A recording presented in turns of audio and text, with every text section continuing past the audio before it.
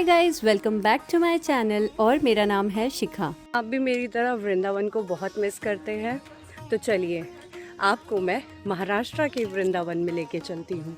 आज मैं आपको लेकर जा रही हूँ मुंबई के नज़दीक स्थित वृंदावन धाम में, जहाँ पर मदन मोहन महाराज जी भी विराजमान हैं और यहाँ पर यमुना जी की भव्य आरती भी है और साथ में कृष्ण की बाल लीलाएं भी हैं और वहीं गिरिराज गोवर्धन भी विराजमान है।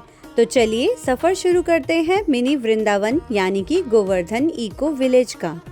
मिनी वृंदावन यानी कि गोवर्धन इको विलेज मुंबई से सिर्फ 108 किलोमीटर्स की दूरी पर है, यानी कि आप 2 से 3 घंटे में यहाँ पर पहुँच सकते हैं। आप यहाँ पे बाय ट्रेन भी आ सकते हैं और नियरेस्ट रेलवे स्टेशन पड़ता है यहाँ के लिए पालघर रेलवे स्टेशन, और वहाँ से आप बाय बस या फिर प्राइवेट कैब रिक्शा से यहाँ पर पहुँच सकते हैं। और अगर आप पुणे से आ रहे हैं तो इसका डिस्टेंस 228 किलोमीटर्स है, जिसको कवर करने में अराउंड 5 आवर्स लग जाएंगे। हमारी जर्नी स्टार्ट हुई पुणे से और हम लोग आए थे बाय कार, जिसमें हमें अराउंड 5 आवर्स लगे। आप जैसे जैसे इस जगह के करीब पहुंचेंगे आपको फील होगा सिटी की हसल बसल से दूर एक पीसफुल एनवायरनमेंट। कुछ ही देर में हम पहुंच गए हैं गोवर्धन इको विलेज। ये है यहाँ का मेन एंट्रेंस गेट। गेट के अंदर एंटर करते ही जो सबसे पहला शब्द हमारे कानों में पड़ा वो था प्रभु जी और माता जी। जी हाँ फ्रेंड्स, यहाँ पर सब एक दूसरे को प्रभु जी और माता जी कहकर ही बुलाते हैं। इससे एक दूसरे के प्रति हमारी रिस्पेक्ट और बढ़ जाती है। पार्किंग करते ही सामने की तरफ ये गणपति जी का मंदिर है और उसी के ठीक सामने है इनका रिसेप्शन हॉल, जहाँ पर आप यहाँ के बारे में और इन्फॉर्मेशन ले सकते हैं। आप यहाँ पर स्टे भी कर सकते हैं। उसके क्या क्या ऑप्शंस हैं वो मैं आपको नेक्स्ट वीडियो में दिखाऊंगी। कैसे रूम बुकिंग होती है यहाँ की, क्या प्राइजेस रहने वाले हैं, तो ये सब जानने के लिए आप मेरा नेक्स्ट पार्ट देखना ना भूलें। इस वीडियो में हम करेंगे गोवर्धन इको विलेज को एक्सप्लोर। टाइमिंग्स की बात करें तो जनरल विजिटिंग आवर्स हैं 4:30 AM to 7:30 PM। एक दिन के लिए अगर आप यहाँ पर घूमना चाहो तो उसके लिए कोई भी चार्जेस नहीं है। यहाँ पर हर किसी की एंट्री फ्री है। तो चलिए सफ़र शुरू करते हैं गोवर्धन इको विलेज का। यहाँ पर आपको गोल्फ कार्ट फैसिलिटी भी मिल जाती है which is free of cost. Sahyadri की खूबसूरत वादियों में बसा गोवर्धन इको विलेज 140 एकर्स में फैला हुआ है, जहाँ हर कोना आपको नेचर के करीब ले जाता है। सबसे पहले हमने रूम में चेक इन किया और उसके बाद हम लोग निकल पड़े। रूम टूर मैं आपको नेक्स्ट पार्ट में दूंगी। ये है गोवर्धन इको विलेज का मैप और यहाँ पे कौन कौन से टेम्पल्स हैं, कौन कौन सी जगह आपको ज़रूर जाना चाहिए, ये सब मेंशन है, जिसके बारे में और डिटेल में अभी हमें प्रभु जी बताएंगे। और हाँ, ये सेवा भी फ्री ऑफ कॉस्ट है। वृंदावन गए हैं, बहुत लोग वृंदावन जाके हाँ। तो जो लोग गए वो मत बताना, जो लोग नहीं गए उनके लिए सवाल है, जो लोग गए उनके लिए दूसरा सवाल है। तो ये जो वृंदावन है कौन से राज्य में, कौन से स्टेट में? यहाँ पे नंदगांव के यहाँ पे यज्ञशाला, पहले यज्ञशाला यहाँ पे ऊपर था, वो अभी यहाँ पे बना और यहाँ से अभी हम लोग यहाँ। तो ये पिंक वाला रूट, ये जो दिख रहा है ना ऊपर वाला, ये वाला पिंक रूट है। तो वृंदावन में आज के डेट में लगभग 6000 के ऊपर मंदिर है। उसमें से प्रमुख 7 मंदिर बने, गोविंद जी, गोपीनाथ, गोकुलंद, राधा रमन, मदन। और इस साइड में 2 मंदिर है, राधा दामोदर, राधा श्याम सुंदर। तो वृंदावन में भगवान श्री कृष्ण लगभग 10 साल 8 महीने रहते हैं, लगभग 11 साल। तो स्कंद पुराण में बताया उनकी जो वृंदावन के पास टाइम से 4.1 बिलियन, उसमें से 92 प्लेसेस जैसे दिख रहे हैं ना पीछे से अलग अलग डायरोमा के रूप में रखे हैं। तो जहाँ पे भी जाएंगे तो उसके बारे में इन्फॉर्मेशन। मदन मोहन जी की 2 मंदिर बना, एक छोटा वाला और यही मंदिर मेन गेट पे यहाँ पे बड़ा मंदिर बना। तो इस मंदिर पे और इस मंदिर में दिख रहा है, बाकी सभी जगह पे फोटो। तो इनको भी 2 बार भोगा ऑफर करते हैं, मॉर्निंग में फूड ऑफर करते हैं और शाम के समय। तो कुछ जगह पे जाएंगे 6 बजे हम लोग गोवर्धन के पास जाएंगे, गोवर्धन आरती के लिए, नेक्स्ट में यमुना आरती। तो धीरे धीरे हम लोग चलेंगे। अंदर एंटर करते ही सबसे पहले लेफ्ट हैंड साइड पे आपको एक मंदिर नजर आएगा, जो मंदिर है श्री राधा वृंदावन बिहारी जी का। श्री राधा वृंदावन बिहारी जी का यह इस्कॉन का मेन मंदिर है। तो चलिए सबसे पहले दर्शन करते हैं श्री राधा वृंदावन बिहारी जी का।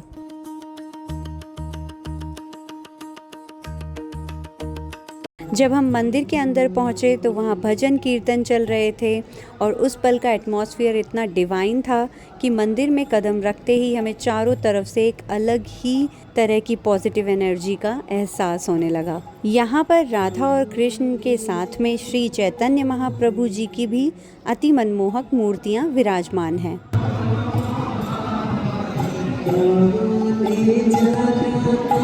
मंदिर की सीलिंग पर बहुत ही ब्यूटीफुल कार्विंग्स और पेंटिंग्स आपको देखने को मिलेंगी और वहीं सामने विराजमान थे इस संस्था के फाउंडर AC भक्ति वेदांत स्वामी Prabhupada ji.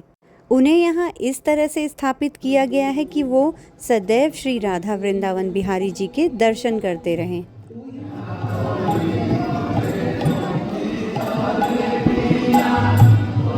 Friends, Govardhan eco village का ये ब्यूटीफुल कॉन्सेप्ट श्री भक्ति वेदांत स्वामी प्रभुपाद जी का ही था। उनका सपना था कि मुंबई के आसपास एक ऐसी जगह हो जहां भक्त वृंदावन जैसी स्पिरिचुअल फीलिंग का एक्सपीरियंस कर सकें और उनसे जुड़े रहें। और तभी गुरु जी के आशीर्वाद से श्री राधानाथ स्वामी ने 2010 में इस गोवर्धन इको विलेज की नींव रखी। आज आप ये जो खूबसूरत जगह देख रहे हो, ये कई सालों की लगातार मेहनत और डेडिकेशन का फल है। यहाँ से जाने का बिल्कुल मन नहीं कर रहा था, लेकिन अभी और भी काफ़ी सारी जगह देखनी बाकी थी। वहीं मंदिर से नीचे उतरते ही आपके सामने एक बिल्डिंग नज़र आएगी जिसे श्रीनाथ कैफ़े के नाम से जाना जाता है और आप यहाँ पर ब्रेकफास्ट, लंच, डिनर कर सकते हैं। यहाँ पर जो भी चीज़ें आपको खाने को मिलेंगी वो सब विदाउट अनियन एंड गार्लिक मिलेगा। आगे बढ़ने पर आपके लेफ्ट साइड में और एक मंदिर आता है जिसे श्री राधा मदन मोहन मंदिर कहा जाता है। फ्रेंड्स, ये मंदिर वृंदावन में स्थित मदन मोहन महाराज मंदिर की लाइफ साइज यानी बिल्कुल हूबहू रेप्लिका है। ये मंदिर एक छोटे से टीले पर बना हुआ है। दर्शन करने के लिए आपको बस कुछ सीढ़ियाँ चढ़नी होती हैं। ये मंदिर करीब 100 फीट ऊंचा है और इस मंदिर को बिल्कुल उसी शैली में बनाया गया है जैसे वृंदावन में स्थित है।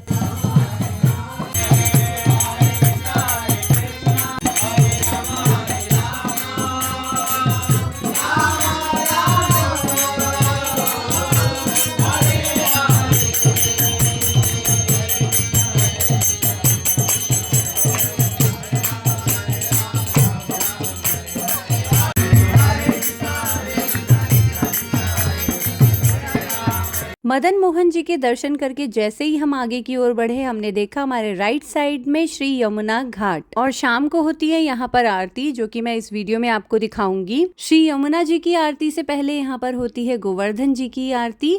चलिए पहले वहाँ चलते हैं। जैसे ही हम गोवर्धन पर्वत की तरफ बढ़ रहे थे, हमारे कानों में भजन कीर्तन की आवाज़ गूंजने लगी थी। यहाँ गिरिराज गोवर्धन की एक छोटी सी रेप्लिका बनाई गई है। इस जगह का माहौल ऐसा है कि भक्तों को एहसास होता है जैसे वो साक्षात गिरिराज गोवर्धन की तलहटी में बैठकर पूजा और भक्ति में लीन हों। वृंदावन धाम की तरह यहाँ पर भी श्याम कुंड और राधा कुंड है, जिसके किनारे पर बैठकर भक्त इस आरती का अनुभव करते हैं। चाहे किसी भी उम्र का व्यक्ति हो, यहाँ आकर हर कोई भक्ति के रंग में रंग जाता है। हमने देखा कि बच्चों से लेकर बुजुर्गों तक हर कोई इस भक्तिमय वातावरण में पूरी तरह से डूबा हुआ था।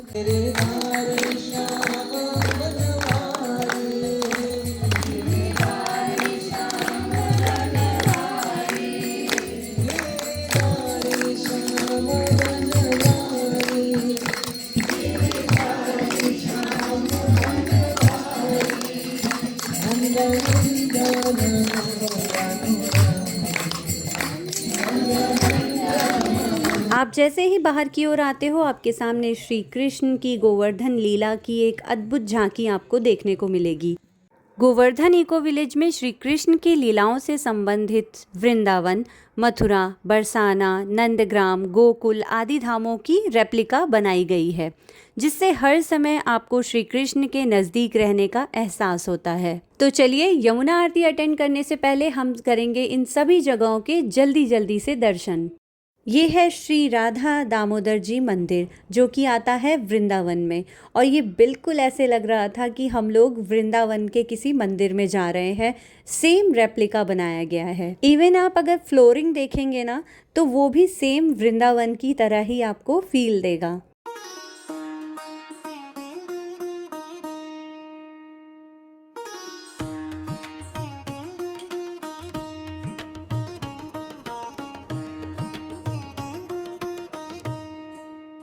यहाँ पर आपको श्री श्री राधा दामोदर देव जी महाराज जी के दर्शन करने को मिलेंगे। जैसे ही आप आगे बढ़ेंगे आपको देखने को मिलेगा नवल कुंड और दूसरी तरफ अप्सरा कुंड।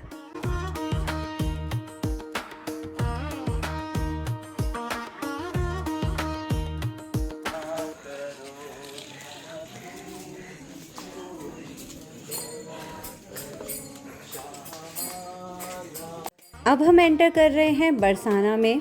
जब आप अंदर एंटर करेंगे तो आपको इतनी पॉजिटिव वाइब्स फील होगी, आपको बिल्कुल ऐसे लगेगा कि आप बरसाना में ही बैठे हैं।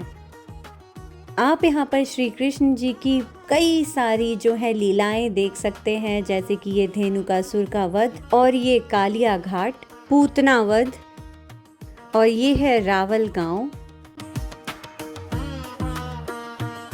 श्री कृष्ण जन्म स्थान। और ये देखिए ये है रास लीला जो कृष्ण जी करते थे। गाइस ये जगह इतनी ब्यूटीफुल बनाई गई है, ऑल ओवर आपको ग्रीनरी, डिफरेंट आपको ट्रीज प्लांट्स यहाँ पे देखने को मिलेंगे। श्री कृष्ण लीलाएं आपको इतनी सारी देखने को मिलेंगी यहाँ पर। इस जगह ने वाकई मुझे वृंदावन की याद दिला दी और मुझे ऐसा फील हो रहा था कि मैं वहीं पर हूँ। फ्रेंड्स चलिए मैं आपको लेके चलती हूँ एक बहुत ही ब्यूटीफुल जगह पे। ये ब्रिज इतना ब्यूटीफुल लग रहा था, उसके नीचे ये पॉन्ड बनाया गया है और इसमें आपको फ़िशेस भी देखने को मिलेंगी और कुछ लोग यहाँ पर फ़िशेस को फीड भी करा रहे थे। आप देख सकते हैं इतनी कलरफुल फ़िशेस है ना, बहुत ही ब्यूटीफुल लग रही थी ये जगह। ये है ब्रह्मांड घाट। इसी जगह पर माँ यशोदा को श्री कृष्ण जी ने अपने मुख में ब्रह्मांड दिखाया था। और लास्ट में मैं आपको दर्शन कराने जा रही हूँ भूतेश्वर महादेव के। तो हर हर महादेव सभी को। चलिए अब चलते हैं यमुना जी की आरती में। जैसे जैसे हम यमुना जी के पास पहुँचते गए एक मधुर धुन हमारे कानों में गूंजने लगी, जो पूरे माहौल को और भी शांत और दिव्य बना रही थी। वीकेंड्स पे यहाँ पर भक्तों की काफ़ी भीड़ हो जाती है। यमुना जी के घाट पर बैठने के लिए बहुत सारे अरेंजमेंट्स किए गए हैं, तो आपको यहाँ पर भागा दौड़ी करने की कोई ज़रूरत नहीं। घाट के सामने की तरफ ही यमुना जी का मंदिर है, जिसमें श्री यमुना जी विराजमान हैं। यमुना का जो केशी घाट है उसी तरह इस घाट को बनाया गया है।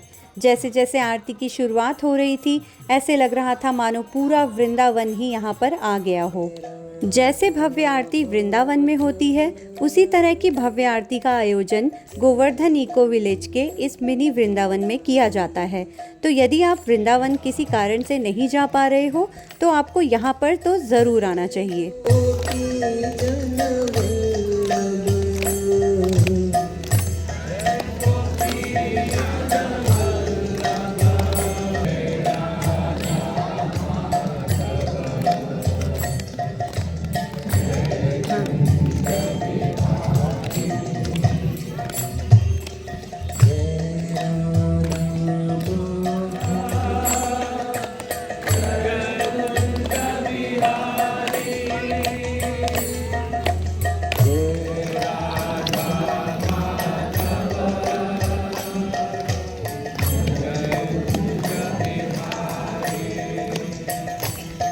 Hare Krishna, Hare Krishna, Krishna Krishna,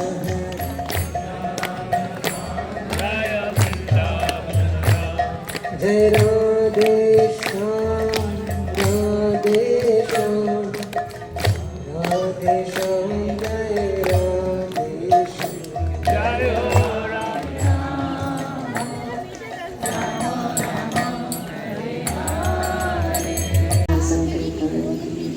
जय।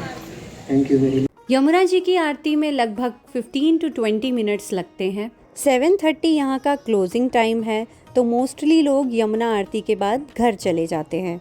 अगर आप यहाँ ओवरनाइट स्टे करते हैं तो आपको कई एक्सक्लूसिव वेलनेस, कल्चरल और स्पिरिचुअल एक्सपीरियंस का हिस्सा बनने का मौका मिलता है, जो डे विजिटर्स को नहीं मिलते। इन सभी एक्सपीरियंसेस और स्टे की कंप्लीट डिटेल्स हम आपके साथ इस सीरीज़ के नेक्स्ट पार्ट में शेयर करेंगे।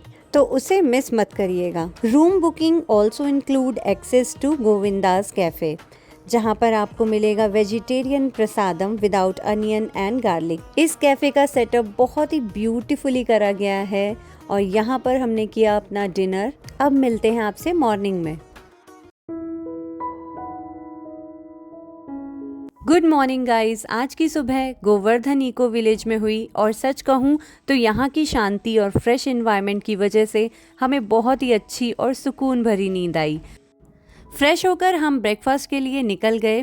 ब्रेकफास्ट भी यहाँ का काफ़ी टेस्टी था। हमने ऑर्डर किया इडली सांभर और मसाला डोसा, उत्तपम, सब कुछ काफ़ी टेस्टी था। और यहाँ पर मैंने अपनी मदर का बर्थडे भी सेलिब्रेट किया। यहाँ पे बहुत यमीएस्ट पेस्ट्री आपको खाने को मिलेंगी। ब्रेकफास्ट एंजॉय करने के बाद अब हमारा यहाँ से चेकआउट करने का टाइम हो गया था, तो हम गोवर्धन इको विलेज की ढेर सारी खूबसूरत यादें लेकर पुणे के लिए निकल पड़े। और गोवर्धन इको विलेज के स्टे, एक्टिविटीज़ और बाकी एक्सपीरियंसेस की कंप्लीट डिटेल्स हम नेक्स्ट पार्ट में शेयर करेंगे, इसलिए चैनल को सब्सक्राइब करना बिल्कुल मत भूलिएगा। आपको ये जगह कैसी लगी मुझे कमेंट करके ज़रूर बताएं। अच्छी लगी हो तो do like, share and subscribe to my channel. मिलती हूँ जल्दी नई वीडियो में। Till then take care, bye bye, Radhe Radhe.